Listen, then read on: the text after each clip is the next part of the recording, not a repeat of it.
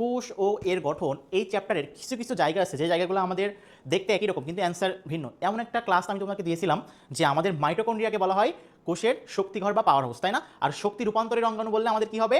Chloroplast. তাহলে শক্তি উৎপাদনের অঙ্গাণু বললে মাইটোকন্ড্রিয়া, আর রূপান্তরের অঙ্গাণু বলে কিন্তু ক্লোরোপ্লাস্ট। একদম একই টাইপের বিভিন্ন ধরনের কোশ্চেনগুলো আমাদের পরীক্ষাতে আসে। তার ভিতরে দেখো আজকে একটা পেঁচানো তথ্য বা কনফিউজিং লাইনগুলো আছে, সেই লাইনগুলো তোমাদেরকে একটু দেখাই কাছাকাছি। দেখো বলতেছে যে এনজাইমের আধার, ঠিক আছে, এনজাইমের আধার বলা হয় কাকে? হাইড্রোলাইটিক এনজাইমের আধার কাকে বলা হয়? আর এনজাইমের ক্রিয়াকলাপের মূল ক্ষেত্রটা কি? এটা কিন্তু পরীক্ষাতে আমাদের আসে, ঠিক আছে? তো দেখো ফার্স্ট আমাদের যেটা বলছে যে এনজাইমের আধার কাকে বলা হয়, ঠিক আছে? মোটামুটি এই কোশ্চেনটা আমাদের মাথায় না আসতেও পারে। তাহলে এনজাইমের আধার হিসেবে কোনটা এটা মাথায় রাখবা, সেটা হচ্ছে আমাদের সাইটোপ্লাজম। মাথায় রাখবা, খুবই গুরুত্বপূর্ণ, ঠিক আছে? তাহলে এনজাইমের আধার হিসেবে কাজ করে কোনটা বলো তো? সাইটোপ্লাজম। খুবই গুরুত্বপূর্ণ একটা তথ্য, ঠিক আছে? এখন আসো নেক্সট যে কোশ্চেনটা আমাদেরকে বলছে সেই কোশ্চেনের অ্যান্সারটা আমাদের কি হবে? Hydrolytic enzyme. যদি হাইড্রোলাইটিক শব্দটা পাও তখন কি অ্যান্সার হবে? তখন কিন্তু আর ওই সাইটোপ্লাজম অ্যান্সার দিলে হবে না, তখন অ্যান্সার হবে কি বলতো? লাইসোজোম, ঠিক আছে? তখন কি অ্যান্সার হবে? লাইসোজোম। এটা মাথায় রাখবা, ঠিক আছে? তাহলে দেখো হাইড্রোলাইটিক এনজাইমের আধার যদি বলে তখন কি অ্যান্সার দিবা? লাইসোজোম। ক্লিয়ার? এখন আসো বলছে এনজাইমের ক্রিয়াকলাপের মূল ক্ষেত্র।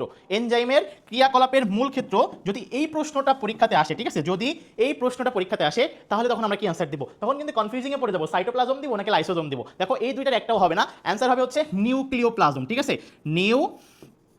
নিউক্লিওপ্লাজম, এটা মাথায় রাখবা, ঠিক আছে? তাহলে দেখো আমাদের এনজাইমের আধার বললে সাইটোপ্লাজম, আমাদের হাইড্রোলাইটিক এনজাইমের আধার বললে লাইসোজোম, আর যদি এনজাইমের ক্রিয়াকলাপের মূল ক্ষেত্র বলে তাহলে কি অ্যান্সার হবে? নিউক্লিওপ্লাজম। এখন এই নিউক্লিওপ্লাজমের কিন্তু আরও একটা অপর নাম আছে, এটা কিন্তু খুবই গুরুত্বপূর্ণ, ঠিক আছে? এই অপর নামটা হচ্ছে আমাদের কি বলতো?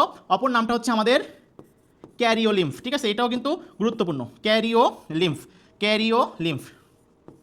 তাহলে দেখো এই ধরনের কোশ্চেনগুলো কিন্তু আমাদের পরীক্ষাতে প্রচণ্ড আকারে আসে। এই জন্য আমাদেরকে স্পেসিফিক যে লাইনগুলো আছে খুবই ভালো করে পড়তে হবে, যে জায়গাগুলো আমাদের ভুল হওয়ার সম্ভাবনা। তুমি যদি এইগুলো কনফিউজিংগুলো ক্লিয়ার করতে পারো তাহলে দেখবে বায়োলজি তোমার কাছে আর কঠিন লাগবে না, ঠিক আছে? এবং পরীক্ষাতে প্রশ্ন আসলেও আমাদের ইনশাল্লাহ আর ভুল হবে না।